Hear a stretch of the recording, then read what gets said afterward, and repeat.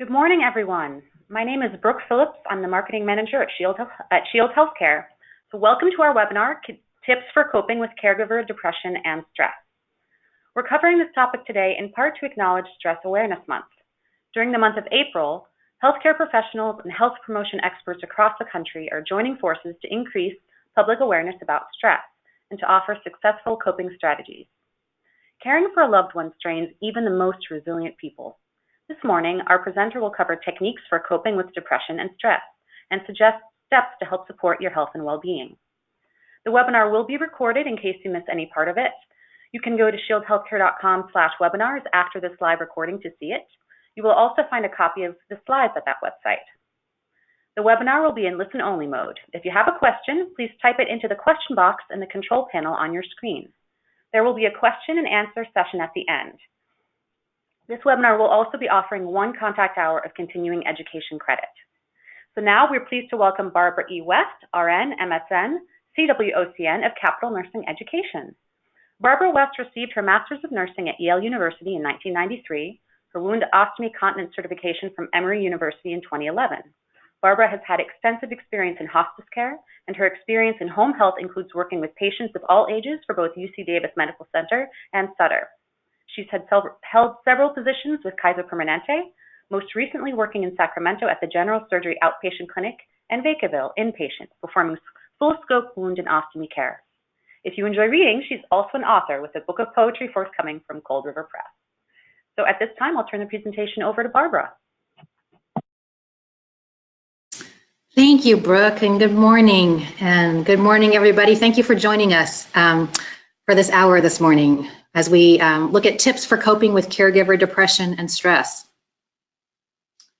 I'm just making sure I can advance the slides today. That's always the challenge at the start of one of these.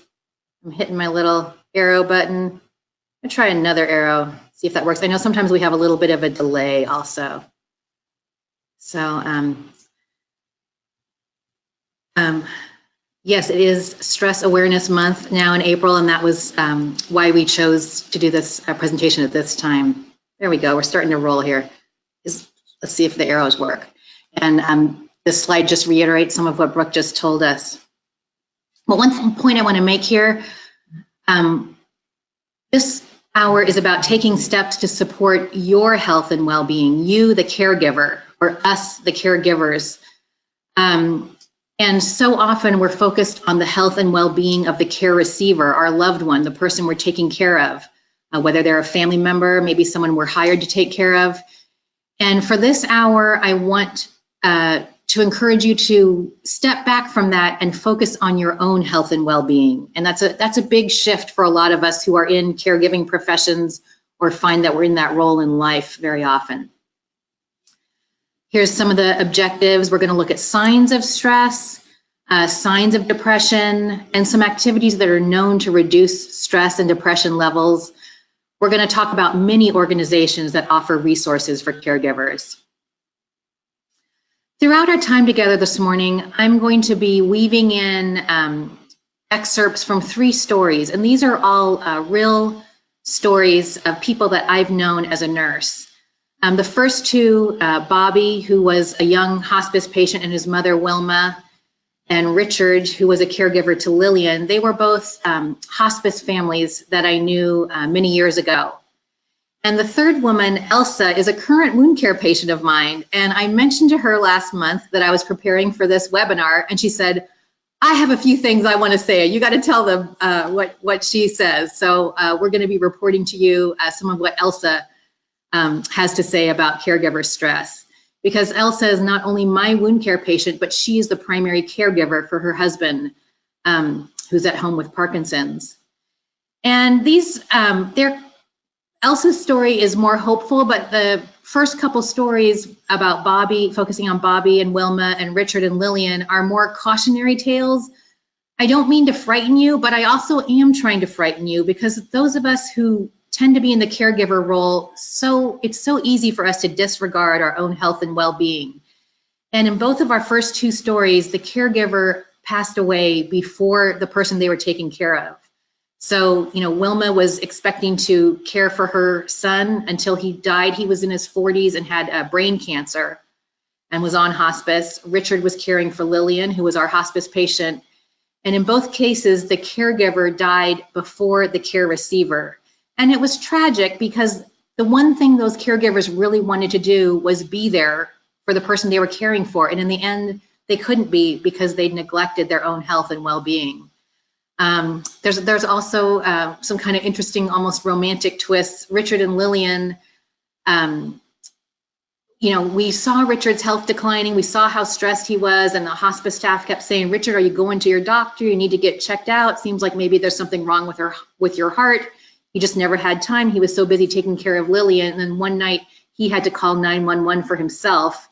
The 911 staff had to take Lillian to a nursing home because there was nobody else to care for her. And he ended up in the hospital for about a week. Then he was discharged to a nursing home, not the same one as Lillian, because they hadn't planned it. There was no bed available in her same nursing home. And a week later, they both died actually within an hour of each other. So they were on opposite sides of town, both in nursing homes, and but somehow they maintained that spiritual connection. So there's some beauty to the story, but it's also very sad because he was so much wanting to be there for her. So if that motivates you to help take care of yourself, then so be it. We have so many resources we're going to be looking at today, and this is just one example. AARP has a bunch of videos that focus on caregiving in different cultural contexts, and each of us have our own cultural context, has different strengths and weaknesses. I'm from a German American background, and so we're very good at making lists and organizing, but we're not so good at recognizing our emotions. So it's interesting to reflect on your own ethnic background and how that relates to caregiving. I want to read a little bit from the first few minutes of Cada Paso del Camino. Nobody gives you a course on caregiving. You're dealing with medical issues, emotional issues, financial, legal, without any preparation, sin preparación, he says. More than 40 million Americans provide unpaid care to loved ones over 50. So you're in good company here. Whether you become a caregiver gradually or suddenly, willingly or by default, many emotions surface. Caregivers are often reluctant to admit to negative feelings. If you don't deal with all of your emotions, they will get your attention one way or the other. And what we see is they can manifest as physical problems if you don't deal with them on an emotional level. So let's talk about some of the difficult emotions that caregivers and any of us often face. Fear. Often as a caregiver, we're afraid we're not doing a good enough job. We're afraid what's going to happen if my loved one's illness progresses. Frustration is very common for caregivers. We have a whole slide on that coming up soon. Grief. If your loved one has a terminal illness, there can be anticipatory grief as you realize their death may be approaching. But even someone who's ill, we may be grieving the loss of role that they used to play. Maybe we're taking care of somebody who used to take care of us. Someone who used to be a great cook and now they can't cook anymore. So there's a lot of little pieces of grief along the way. If we're caring for a child who has had health problems since birth, we may be grieving the loss of the dream we had of having a healthy child and the things we imagined doing with a child who didn't have this type of illness. Guilt is another part that comes up in caregiving for most of us. We often feel we're not doing enough, and then we may feel guilty about the negative emotions we're feeling. A little bit later this morning, we'll talk about the anger cycle and how to break out of that. Impatience is also very common. Jealousy, and Elsa, my wound care patient, has some words I think that speak to this. Elsa herself is going through chemotherapy. She'd recently had surgery and her surgical wound had opened up, which is why I've been seeing her. She's someone who's struggled with depression chronically. She's also an immigrant. And so I think that contributes to her sense of isolation here in the US. And as I said, her husband has Parkinson's, but it's still to the point where she can leave him at home alone for short periods. And but that's a stressor for her. So sometimes she'll schedule her wound care appointment a couple hours after her chemo appointment, even though they're at the same facility, because she'll rush home, check on him, and come back for her other appointment.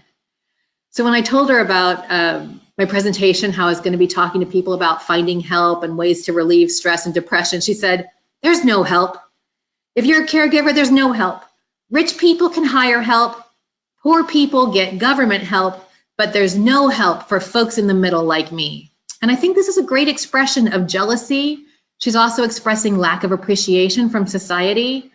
She's talking about loneliness, loss, and she is certainly resentful. And so I appreciate her illustrating this so well. She's also exhausted. We'll be talking a lot about that. If only we were perfect, we would be the happy caregiver with a smile on our face all day long, but we're not. Instead, we may feel ambivalent. Even though we may take a lot of pride in being able to provide that care, there may be times when we wish we weren't doing it. We may be angry, and Elsa is expressing that anger very clearly. We may have anxiety about what's going to happen to ourselves or to our loved one. Boredom can be a big part of caregiving, especially when we're confined to the home because our loved one is, and we don't have ready transportation for them or even for ourselves sometimes. Crankiness and irritability certainly come up, and then depression and sadness, which we're going to talk a lot about. Disgust can be part of caregiving. Some people just biologically have a harder time dealing with body odors, incontinence, especially fecal incontinence. And it's important to acknowledge that. You know, that may just be a fact. It may be something we just can't deal with and we need to hire help or get someone else to help us. And embarrassment comes up a lot. And what I hope you get out of this hour today is to not be embarrassed for the feelings that you have. Whatever we're feeling is natural. What we choose to do about it, we have choice in that, but our feelings are nothing to be embarrassed about. Frustration, for example, is a normal and valid emotional response. When you're frustrated, it is important to distinguish between what is and what is not within your power to change. And this is where I fall back on my years of work in 12-step groups. We're going to be talking about support groups later, but I want to emphasize that 12-step groups can be a great support group for caregivers and care receivers, and they're widely available in most communities. And one of our main tools in 12-step work is the serenity prayer. We say, grant me the serenity to accept the things I cannot change, courage to change the things I can, and wisdom to know the difference. And that's often the tricky part, is the wisdom to know the difference. And what I find over the years is a lot of times that wisdom comes to me through trial and error. So I'm trying to change something. I'm beating my head against a wall. And finally I realize I can't change it. I'm going to work on accepting it. And then vice versa. Sometimes I'm struggling to accept something and I realize my resentment is just growing. I'm failing to accept it. Maybe it's time to try changing it. So when we're looking at the wisdom to know the difference, it's not always just, you know, a flash of insight from above. Sometimes it's the hard work of trial and error and really looking at what is within my power to change, and then what is not, what can I let go of? This is my little sequence for success that's helped me when I've come to stressful points in my life. And the key for me has always been asking for help, even when I was a single mom raising my son. So the first thing is recognizing stress or depression. And so many folks in our culture, for so many of us, stress is just a baseline. We accept, of course, life in America is stressful. And that's true to some extent, but we have to recognize when it's crossing over the line. And we're going to be looking at a lot of signs for that. Sometimes we just don't realize it's gotten to that point. So we have to recognize I'm in a state that I need help. And we have to decide that we're worth it. That the level of stress I'm experiencing, whether it's manifesting as emotional distress, physical distress, it's worth it to start trying to solve it. And then we come to steps 3 and 4, not necessarily in that order. We have to ask for help. Sometimes we can ask for help for ourselves directly. Sometimes we have to ask for help for caregiving first to even be able to ask for help for ourselves. So when my son was 2 and having another temper tantrum, and I was afraid I was going to start shaking him or being abusive in some way, I would just have to carry him kicking and screaming to my neighbor's house, and I would hand him to my neighbor who was always ready, and he'd say, "Barbara, go take a walk around the block, I've got him." And so I had to first ask for help with caregiving before I could even take care of myself by walking around the block. So 3 and 4 aren't necessarily in that order, depending on your current situation. Here's the hardest part for me is number 5. I don't like to ask for help. I'd rather solve a problem myself. And once I've asked for help, I'm like, okay, I did it. I asked for help. And that should be it, right, for the rest of my life. But unfortunately, things change. Sometimes I have to ask for more help. A year later, I may be dealing with different kinds of stressors, and I have to go through this sequence again. And so it's been very humbling for me. Hopefully you won't be as slow a learner as I was, but we have to keep asking for help. We have to keep recognizing, okay, this is a new situation. I'm struggling. I need help. I'm worth asking for help again. How to decide we're worth it?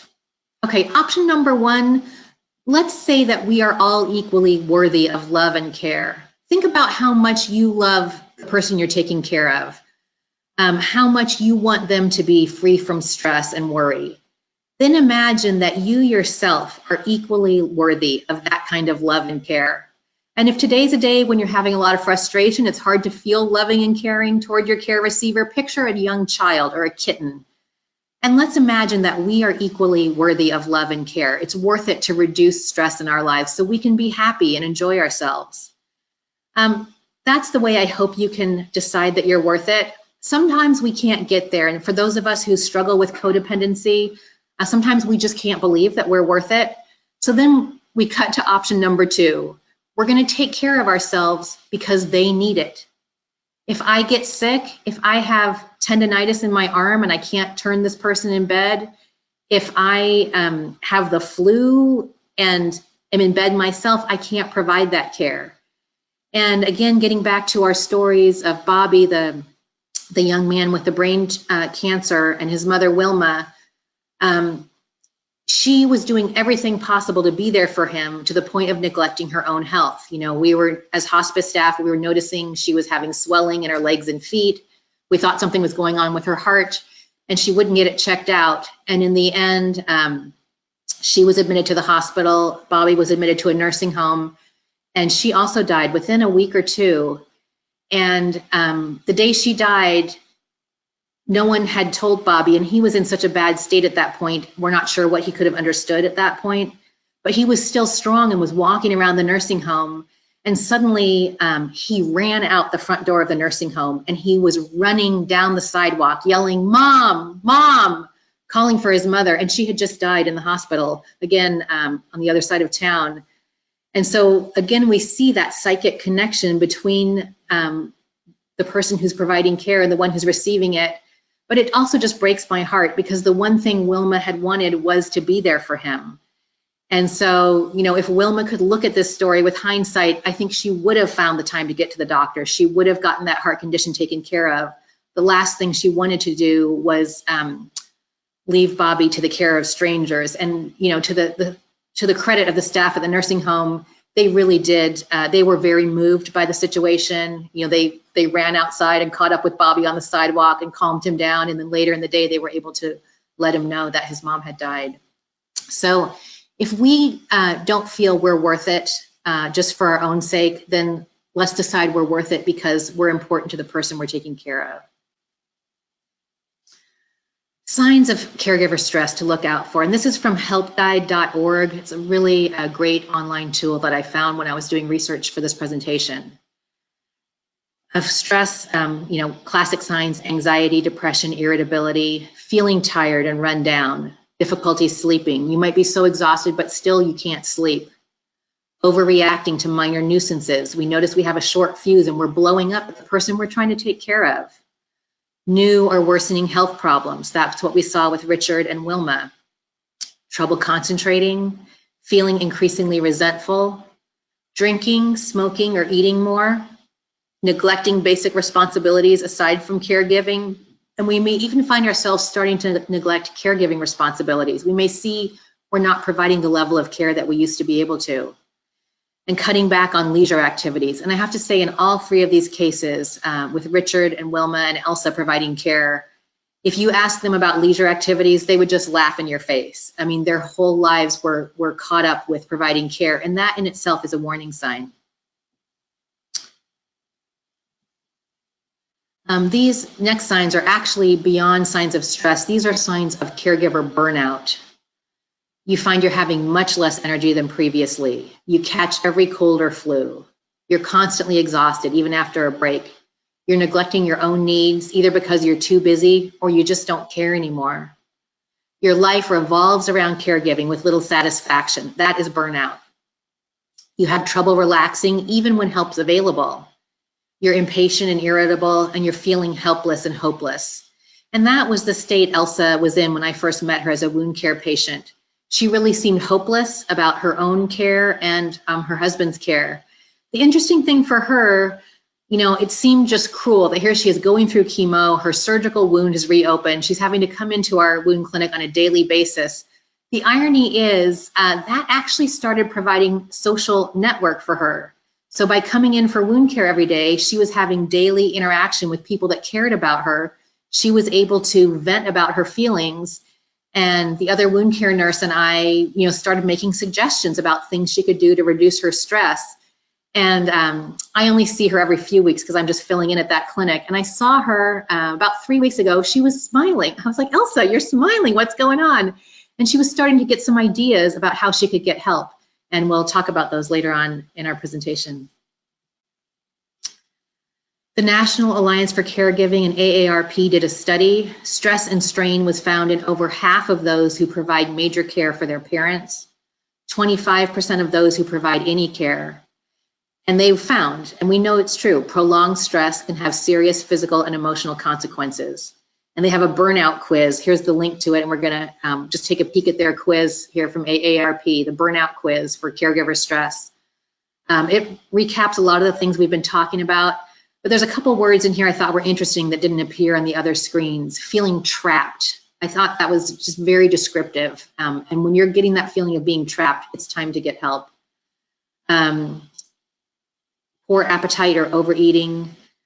Feeling useless. And I thought that was ironic because here we are working so hard to provide care, but we can feel useless, and that's a sign of burnout.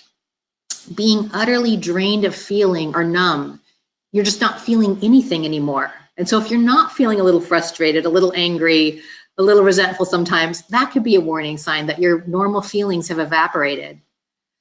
Feeling rejected, they also talk about, and we'll talk about that, folks that are caring for folks with dementia, feeling rejected by the person we're taking care of. We sometimes feel rejected by family. And in Elsa's case, she's feeling rejected by society.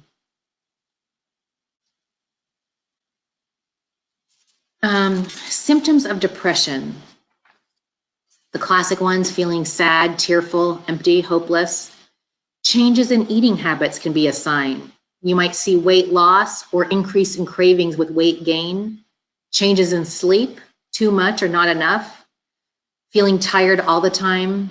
Loss of interest in people or activities that once brought you pleasure. So nothing cheers you up anymore, even visiting with the grandkids. You can see you're not enjoying it the way you used to. Again, numbness, getting easily agitated or angered, and feeling that nothing you do is good enough. And we're going to talk about this more. Negative self-talk can be really dangerous. And one of the things we can do, even when we can't find a way to change our situation today, we can change how we're talking to ourselves about it. Another sign of depression is increase in alcohol or drug consumption. So really take a look at that. Excessive time on the internet. That's a common addiction for folks in this day and age. Sometimes we're aware that we can get into trouble with alcohol or drugs, but we don't realize that the internet time can be equally destructive. You're having trouble focusing, thinking, or planning as if your head was filled with fog. And here I want to talk about my neighbors. It's this lovely young couple. They recently had a baby born very premature who had some very serious health problems. And I'm not particularly close, but I was walking by and they waved me in. It was a good time to stop in. And I said hi a couple months ago. They were so exhausted. Their baby was at risk for apnea. So they were literally staying awake day and night. They were working in shifts, the two of them. They'd both taken off from work, but they were just exhausted. And I said, it seems like you guys could use some help. And they were like, oh yeah, we were thinking about maybe hiring some help or seeing what we could do. And I said, well, I have some leads I could follow up on. They were like, oh, thank you so much, Barbara.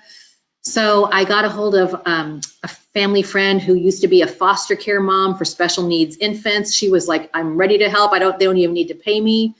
I got her phone number to this couple. 3 days later, they still hadn't called her because they were so tired, they couldn't follow through on making that phone call.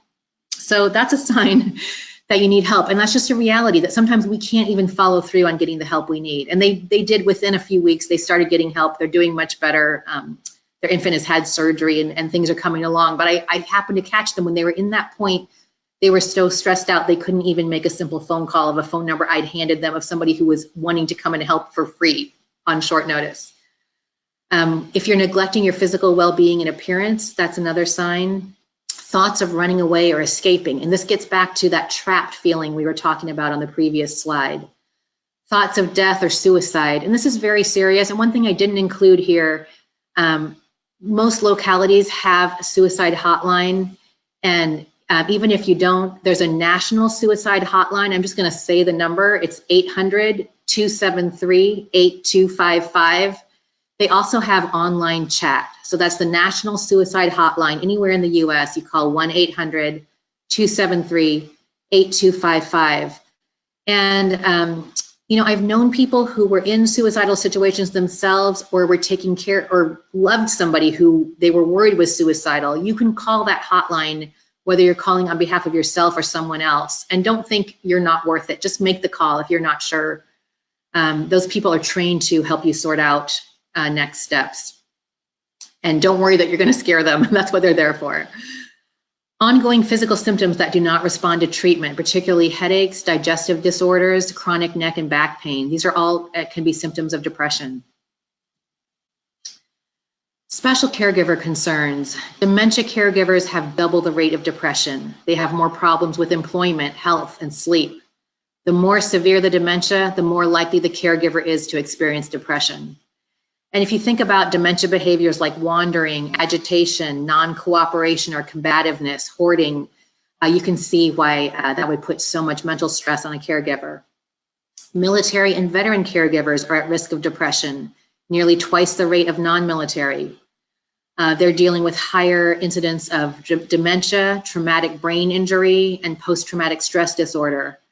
Military families are often dealing with geographic isolation from other family members or friends because of the geographic mobility that the military requires. So that's another stressor there. Women and men experience depression differently. Women experience it at a higher rate, and they're more likely to recognize it, but they may have more embarrassment about getting help. 41% of women surveyed cited embarrassment or shame as barriers to treatment. Men who are caregivers deal with depression differently. They're less likely to admit to it, and they're less likely to be diagnosed. They're more likely to self-treat with alcohol or overwork or drugs, and they're more likely to exhibit depression as anger, irritability, feelings of powerlessness. Men are more willing than female caregivers to hire outside help, but they tend to have fewer friends and outside activities. Also, our cultural assumption that depressive symptoms are a sign of weakness make it especially difficult for men to seek help. So what we're trying to do in this presentation is get over the stigma about depression and stress. Speak up. Don't expect friends or family to know what you need or how you're feeling. If you have concerns or thoughts about how to improve the situation, express them, even if you're unsure how they'll be received, even if you're not sure it's going to work. Just go ahead and say it. Get a dialogue going. Spread the responsibility. Try to get as many family members involved as possible.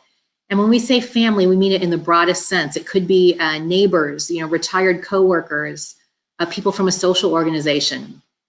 Divide up caregiving tasks.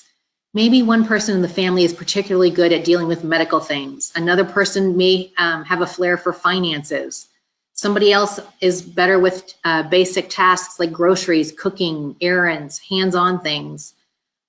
Let's try to suit the task to that person's disposition. Set up a regular check-in. Ask a family member, a friend, or a volunteer from your church or senior center to call you on a set basis, maybe once a week. Maybe every afternoon, because if you end up in that state that my friends were with their special needs baby, You may get to that point where you can't pick up the phone to call yourself. So having someone check in on you can be a safety measure in case it ever comes to that. Respite care, again, these are more resources from Help Guide. When we're looking for respite care, sometimes friends or family are our best resource. Sometimes our loved one can go and stay at another relative's house for a few weeks, or maybe friends and family can come and stay here and we could go take a break, or even just knowing that they're in the house, we can really get that sleep that we need. Volunteers are available through hospice and sometimes other programs as well. And hiring help is sometimes the best way to get respite care. Out-of-home respite programs are often overlooked. Adult daycare centers are usually open from regular like 9 to 5 hours, Monday through Friday. This can be a great source of support for a family if the caregiver is working, or even if you're at home. To know you have that break on the weekdays can make the evenings and weekends so much more easy to get through. Nursing homes provide long-term care, but they also, many are available to provide respite care for just a weekend away. Maybe you want to attend that family wedding or go on a trip or just have some time to yourself. You could arrange for respite care for a few days to a few weeks. Say yes when someone offers assistance. Don't be shy about accepting help. Let people feel good about supporting you. Try to think of times in your life when you were able to help other people and how that made you feel good. It helped you feel important and valued. Let's allow that opportunity for our friends who want to help us. Have a list ready of small tasks that others could easily do, because so often in that moment when someone says, hey, is there anything I could do to help? Your mind goes blank. So get that list, tape it to your fridge, put it in your purse so you can whip it out and say, oh yeah, actually, my car needs an oil change. I wonder if you could take it to the shop for me. We have to be willing to relinquish some control, and this can be really hard for a lot of us who are caregiver types that may tend towards being codependent. We can't, if we're asking other people for help, we can't micromanage or insist on doing things exactly the way we do it. And this can be really hard, especially if you've been the one primary care provider for somebody for 5 or 10 years. You have certain ways of doing things. You're so tuned in to what that person needs. There's absolutely no way that another person is going to be able to provide exact same care. And odds are they're not going to be able to provide as good a care as what you're providing on a daily basis. So we just have to accept that. It's not going to be perfect. It's just going to be good enough. So if we check that person in to a nursing home for respite care, they may not be able to feed them the same way. That our loved one may lose a few pounds during that time, or maybe they'll end up with a minor scrape or a pressure ulcer because they don't know how to position them in bed as well as we do. But if we're going to get help, the people providing the help are not going to provide it exactly the same way we do, and we need to let go of that and just accept that that's part of getting help.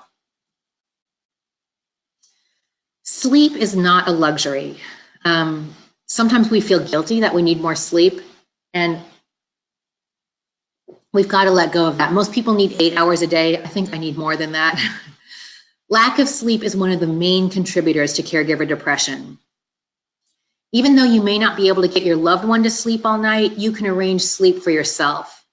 Respite care, having a friend be there while you take a nap. And again, the adult daycare center or respite care, extended respite care with family is a good way to get sleep. And I want to go back to our story about Bobby and his mother Wilma taking care of him.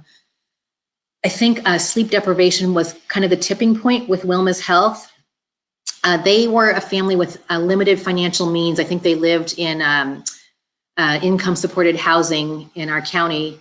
And Wilma, for 20 or 30 years, one of her main jobs for the year was weighing tomato trucks. She worked in that booth during tomato harvest season. The trucks would roll through and she weighed them for this locally owned family company. They couldn't imagine doing tomato harvest without her, and she couldn't imagine not being there. And as tomato harvest time was coming up, we were saying, Wilma, you can't be doing this. She always worked the night shift, weighing the tomato trucks. But she went ahead and did it. And for those couple weeks, she was working all night, weighing the trucks, and then she was trying to catch up on sleep and still take care of Bobby during the day. And that is what precipitated her ending up in the hospital and then dying of heart failure. And so I'm not saying lack of sleep is going to kill you in such an obvious way, but in her case, it was very obvious that that's what led to her going down and not being able to get the medical help she needed. What to do if you have depression? Again, the theme here is we want to let go of the stigma. We want to treat it like any other illness. So we don't need to be embarrassed about depression any more than we're embarrassed about having diabetes or high blood pressure. We talk to a qualified professional like your doctor. We also need to be alert for signs of depression in the care receiver, because sometimes we both end up in a state of depression. If you have depression, it's important to meet with a mental health professional. There's different kinds we're listing here, and at one of our last slides today is about a whole list of different mental health professionals, how to find them, and what the strengths are of different types. Scheduling a physical with your doctor is a first step, because there can be physical causes that have to do with depression that may be treatable. Medication alone is less effective. So your primary care doctor may prescribe you an antidepressant, and it could help, but concurrent talk therapy is strongly recommended. It's important to meet with somebody who can listen to your concerns and help you find strategies to identify and address stressors, help you build new coping patterns. I think that is partly what worked for Elsa. She was coming in to get wound care, but her wound care took long enough that we were talking to her during that time and helping her look at stressors and looking at coping patterns. So I'm not saying wound care nurses are therapists, but I think there was some of that effect for her. Treatment needs to be evaluated to ensure that it continues to contribute towards your improved health and growth. So, antidepressants don't kick in right away. It's not like you're going to feel better overnight, but if after months and months of treatment you're not feeling any better, you need to keep looking. Discussing your situation with a therapist builds new self-awareness, and particular emotional concerns may surface. For example, a lot of folks realize that they had been a caregiver as a child or a teenager in maybe a situation that wasn't appropriate, and that may be coming up for them now as they're an adult trying to take care of somebody. A therapist can provide guidance for specific challenges in getting and staying healthy that are particular to you. When choosing a therapist, ask about, do they have experience working with caregivers? Do they have an understanding of caregiving related stressors? Do they have experience providing care themselves, perhaps? Exercise is proven to reduce the effect of depression. Walking 3 times a week for 30 to 45 minutes is proven to reduce rate of depression and the severity of depression. Sometimes 3 times a week for 30 to 45 minutes just seems impossible, but it's important to just get started, even 15 minutes once a week. Add it to your to-do list. Ask for a walk date each week as a gift. So your friend's asking, how can I help? And you say, oh yeah, could you show up every Thursday afternoon and make me go for a walk with you?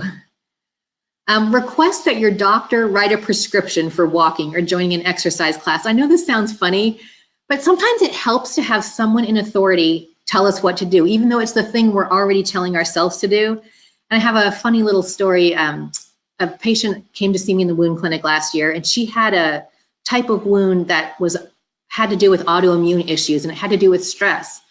And I said to her, well, what normally do you do to reduce stress? She goes, oh, what helps me the most is Bible study. If I can do an hour a week of Bible study, it really helps my stress level go down. I was like, oh, well, then you need to do that. She goes, yeah, but my husband doesn't always understand. And, it takes time away from household tasks, other things I'm doing. I said, well, would it help if you told your husband that the wound care nurse orders you to do an hour of Bible study a week? She goes, oh yeah, that would help so much. I said, okay. The wound care nurse is ordering you to do an hour of Bible study a week. And she was so happy. And she even sent me a card later on in the year thanking me. And so again, I had no idea if Bible study would help her, but she's the one who told me that Bible study is what helps her. And so I just mirrored that back and said, the wound care nurse orders you to have Bible study. And that empowered her to make the changes she needed to make that a priority for herself. So I know it sounds kind of silly, but sometimes we need to play tricks on ourselves to get us to change our behavior. Complementary and alternative therapies are available. There's a whole list here, and we should add Bible study to the list. There's a growing body of research showing that our thoughts, beliefs, and feelings can have a direct impact on our health, our mental and physical health, and our physical health can impact our mental state. Your mind and body are interrelated. Implementing mind-body techniques into your routine may help alleviate depression. So listening to music, it can be as simple as that. If there's an art project you enjoy, it's amazing how much that can shift us out of this survival mode. For folks living in more northern climates who suffer from seasonal depression, having a full spectrum light available can often really make a dent in that depression that tends to come on in the wintertime. Strategies to help yourself fight depression. First of all, we've got to set realistic goals. We just can't do everything. Maybe we can't maintain the house and yard as nicely as we used to. You know, we've got to let some things go. Break large tasks into small ones. Set priorities and do what you can. And we've got to let go of the rest. Try to be with other people. Confide in someone that you trust. Participate in activities that make you feel better, such as exercise, going to a movie or a ball game, attending a religious, social, or community event. And so often when we're in the thick of caregiving, these things can seem frivolous, but they may be critical for our well-being. You know, even a single event is something we can reflect on and take joy in the weeks to come.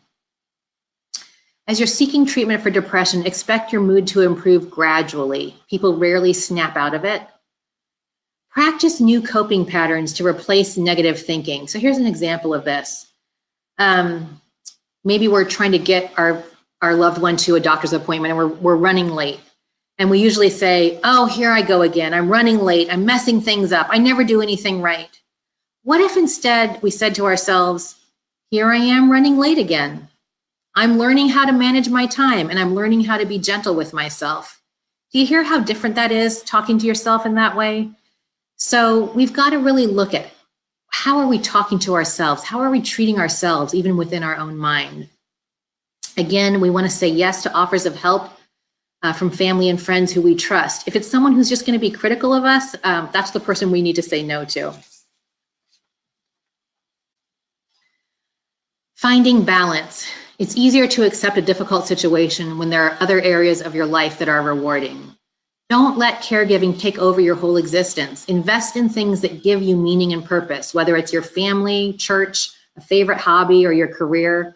I think of my aunt who's taking care of my uncle who has dementia that's slowly advancing. She's close to retirement age, but she loves her job and she's keeping going another year or so at her job because it gives her joy and it also helps her get out of the house and not focus on him. When I was going up to visit them last October, she had recently spent a weekend at the beach. You know, there's a little cabin at the beach where my aunt and uncle used to go together. He's not able to go there anymore, but she still made a point of going for herself. She hired a caregiver to be there in the house with my uncle for the whole weekend. And she came back feeling refreshed. She really had a good time. And so she's just a great role model for me as somebody who knows how to find balance, balancing care for her husband, who she loves and adores, and care for herself, who she also loves and adores. So asking for help is the critical step. We can't take on all the responsibilities of caregiving ourselves. We have to say yes to help when it's the right kind of help, and we have to say no to outside activities. And again, you know, thinking about Wilma and the tomato trucks, we wish she would have said no to weighing the tomato trucks on those night shifts. It was just short 2 weeks, but it was a crucial 2 weeks for her. And Elsa now is starting to look at care homes. She's not sure what she can afford, but she's starting to look. So she's going on the web and looking at what's in her neighborhood. It turns out there's actually a great care home in her neighborhood that has, it's a fairly large institution, but each little house has just like 4 or 5 or 6 people in it. The staff are local, so it's very family run. They cook for themselves there, and she was excited. She didn't imagine there was something like that that would be such a home environment for her husband. And she's going to look into if she could possibly afford it. So she's starting to say yes to this possibility. Let's look at tasks we can offload. There's a lot of simple hands-on things. Grocery stores can be set up for home delivery. Some pharmacies will send medication to the home, even in pre-filled medisets. We've got to take care of our health in basic ways, eating nutritious meals, avoiding binging on sweets or alcohol, getting enough sleep. I'm like a broken record about that. Exercising and treating depression just like any other illness. We have to maintain social contacts. And for some folks, this means establishing social contacts if they haven't already. In all three of our stories I've been talking about today, social isolation has been a key marker for those stories and why they were so difficult. Laughing and having fun promotes mental and physical health. We need to be able to call on friends and relatives for help. We've got to get organized, set priorities and realistic goals. We can't do everything at once. We've got to arrange the day to take full advantage of outside help. So maybe there's someone available to help us out in the afternoon. We got to leave the breakfast dishes sitting in the sink, even though we don't like to see those dirty dishes, because if we leave them till the afternoon, someone's going to be able to do them, and that takes one thing off of our list. We have to set limits and learn to say no to anything that's not feeding us. Feeling constructively with negative feelings. When feeling resentful, think about what you can do differently. What can I do differently? So when I'm feeling resentful, I'm wishing that, that family member would get off their butt and volunteer to help me, or I'm resentful that somebody else isn't doing something, or they're doing something that bothers me. When I'm feeling resentful, it's time for me to look at my behavior. What can I do differently? Maybe I can ask for help. Maybe I can limit contact with that person. Resentment is a clue to look at what we can change in our own behavior. We've got to recognize that anger, guilt, anger cycle. So we're feeling angry about something in our caregiving situation, then we feel guilty for feeling angry because we're not supposed to be angry. We're supposed to be the perfect caregiver that can give all day and all night and never feel angry. But guess what? We're not. So we have to stop it immediately by forgiving ourselves for being angry, distance ourselves from the situation. Maybe we need to step outside or walk around the block like I used to have to when I handed my son to my neighbor. Figure out what caused the anger and decide how I could respond more constructively next time. Holding a family meeting is a great idea. We've got to celebrate our accomplishments as a caregiver instead of focusing on our shortcomings. Often we think we're struggling alone, but support groups help us see that there are others dealing with the same situation. There are many different places to find support groups. The internet is a great asset. And 12-step groups, again, can be a great source of support. Codependence Anonymous, or CODA, and also Al-Anon are places where a lot of folks that tend to be caregiving types will find people in similar situations. If you can't get out to a support group, you may have one right in your house online. Online support groups are great if you have limited mobility or transportation or have trouble arranging respite care. They're especially good for unusual circumstances or when you're caring for someone with a very rare disease. And if you're someone who tends to be awake in the middle of the night, there's an online support group there where you couldn't necessarily find a group to go to in your town in the middle of the night. If the first group you find doesn't feel quite right, keep looking until you find one that's a really good fit for you. Hospice is a great support network for the person who's receiving care, as well as the network of caregivers. And hospice staff can help you look at how to build your network of support with their multidisciplinary team. And that's another thing that Elsa is considering. She's not sure that her husband's eligible for hospice. He may not meet the 6 months or less criteria, but she's going ahead and arranging for a hospice consult. They're going to come to her house, meet with her and her husband. And if they're not eligible for the service, they're going to have tips for her about other community resources she can use until the time that they may be eligible. Family Caregiver Alliance is a wonderful resource, and we've got several slides here. Here's their contact information. The Family Care Navigator here at the bottom of the screen, you just click on the state you live in, and then it helps you drill down to local resources. They have wonderful fact sheets. I love this title, Taking Care of You, Self-Care for Family Caregivers, Residential Care Options, Choosing the Right Place. And maybe you're saying, well, I don't have time to look at this website and go through all their fact sheets and figure out what's going to help me because I'm too busy to even go through their website. Well, they thought of that too. So when you go to their front page at the Family Caregiver Alliance, if you scroll down a little bit, there's what they call the care journey. And it's designed for people who are too tired to look through their website.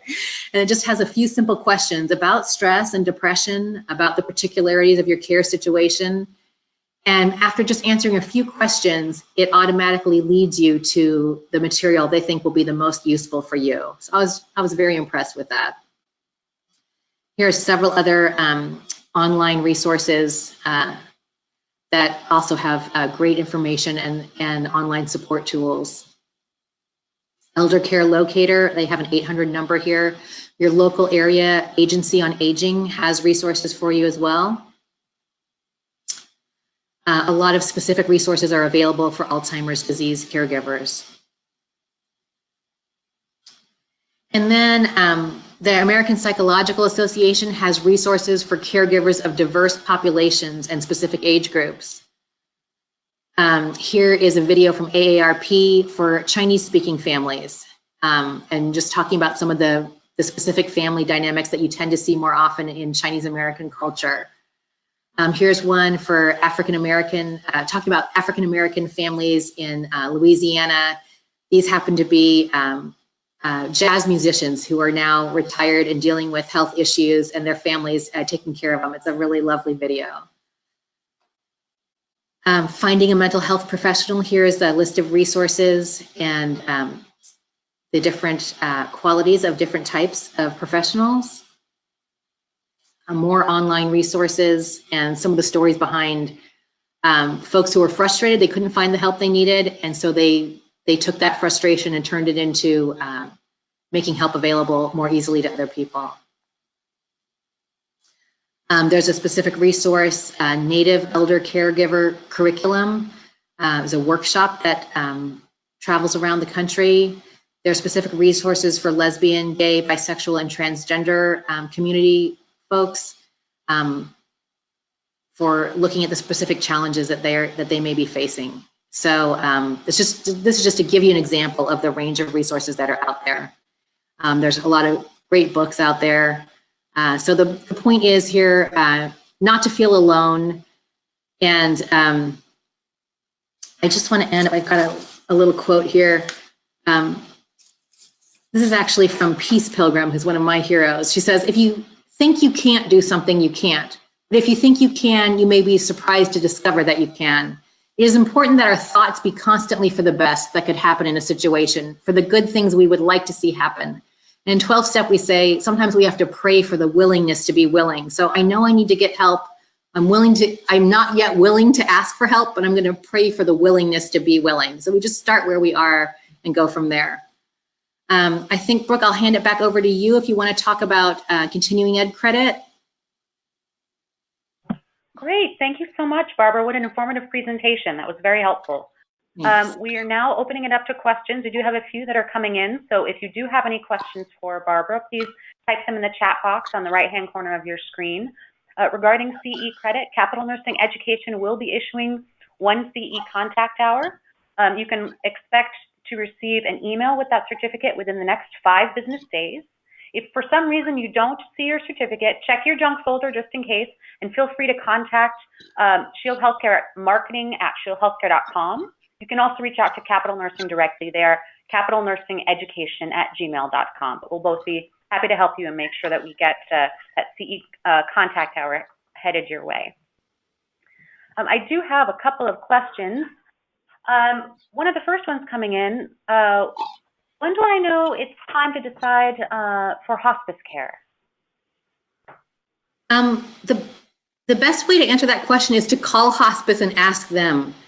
The rule of thumb is 6 months or less prognosis, but what we know is that most physicians that aren't affiliated with hospice care tend to underestimate or overestimate. So if you think your loved one might be eligible for hospice, call hospice directly, because they have different parameters for different illnesses, and they may help you recognize that you may be within that 6-month window, even if your primary care doctor isn't recognizing it. And the nice thing is, you know, if someone's on hospice for more than 6 months, you don't get kicked off. It just gets reevaluated ongoing. Sometimes people do graduate from hospice, and that's fine too. But if you're wondering if your loved one might be eligible, just call the hospice and get their 2 cents on it. Great, thank you. Here's another one. How do we go about locating a skilled nursing facility in our local city for Medi-Medi members? That's great that you have that dual coverage there with Medicare and Medi-Cal. That gives you a lot more options, much better coverage for nursing home care. So I would go back to that elder care locator that was just about 5 slides above here.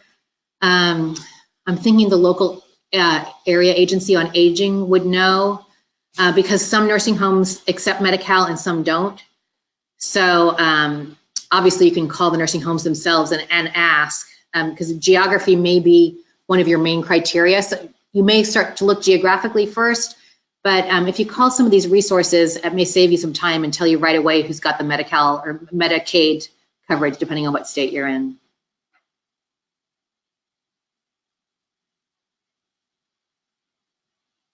Any other questions, Brooke? Yes, sorry about that. Thank you. Just looking at the questions as they're coming in. We do have one question about accessing the slideshow presentation with all the information. And just to answer that very quickly, there is an icon that looks like a piece of paper on the right-hand side of your screen that says handouts. The presentation is there. There are some other handouts as well. You can also find a copy of the presentation and the live recording on shieldhealthcare.com/webinars. We'll make the link there that will take you directly to those items. I have another one here for you. I'm a father of a child with special needs. Can you talk a little bit about the difference between the stress of caring for an elderly person and the stress of caring for a child? Yes, and I don't have as much experience in caring for special needs children, but it's such a different issue, especially if you have a special needs child that is likely to outlive you. It's just, that can be heartbreaking having to look at that. There's some friends I know that are dealing with that situation. Their son's now 17 and needs a lot of help, but he's, you know, likely to outlive them. You know, I just know that it's very different, and I think that's why it's so important that there are these different support groups.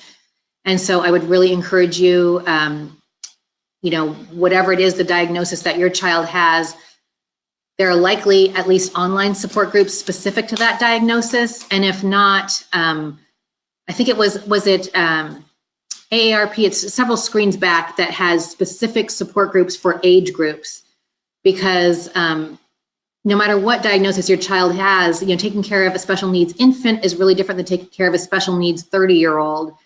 And I was happy to learn that there are support groups specific to the age of the care receiver, as well as the diagnosis of the care receiver.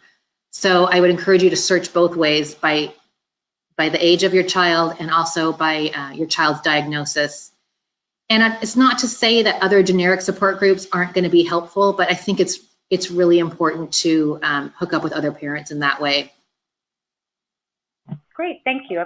We have several questions. I'm going to try to squeeze in as many as we can. If we don't get to your question, we will pass those along to Barbara in Capital Nursing Education, and we'll get back to you and give you as best an answer we can. What makes a support group successful? What should I look for? I'm just thinking back to my own experience. I did a bereavement program through hospice, and I'm having trouble answering the question because every experience I've had of a support group has been helpful. It's hard to think of the negatives, but if I think of some 12-step meetings I've been to where people just seemed like they were kind of reciting the lingo, but they weren't really deeply sharing, it's really nice to have a skilled facilitator who has some background in the area. Sometimes they have a background in therapy or chaplaincy. I think though it's trial and error. I think it would be hard to tell on paper or online what was going to be a good support group and what isn't. I think you have to show up, you know, in the room, or if it's online, in the online chat room, and get a feel for it. And does it fit your personality? Because the temperaments of different groups can vary so much, even within the same town. So I would encourage you to try several and see what you like the best. And I don't think you'll be able to tell just by looking on a piece of paper which is going to be the right one for you. Great, thank you. I'm going to squeeze in one more here, and then we'll make sure to get back to everyone else whose questions haven't been addressed. This one is a little bit different. I had a very stressful time with my mom a few months ago in the hospital. She's back now and things are getting better, but I'm noticing that my hair is falling out. Is this related? And what can I do? You've got to make an appointment with your doctor, because it certainly could be a sign of stress. It also can be a sign of nutritional deficiency. I wonder if you might have gained or lost weight during this time. So you want to go see your doctor. If your doctor can't find anything, they're probably going to do, thyroid and hormone function tests. If they can't find anything, then ask for a referral to a nutritionist, because it's just so good that you're paying attention. Like our hair falling out, and sometimes as caregivers, we feel we're tearing our hair out. It's just so good that you're paying attention to something that may seem kind of trivial, and it may just be a normal change that your body's going through, but you need to get that checked out and let your doctor know. Thanks for the question. It's a really good question. Okay, great. Thank you. Well, thank you so much, Barbara, for your presentation, and thank you to all of our attendees. I hope you found this presentation useful. And again, look for an email from Capital Nursing within the next 5 business days. That should have your CE certificate in there. If you do not receive that CE certificate, reach out to marketing@shieldhealthcare.com. We would be happy to assist you. There will also be the live recording on shieldhealthcare.com/webinars and the handouts as well. Thank you and have a great rest of your Wednesday.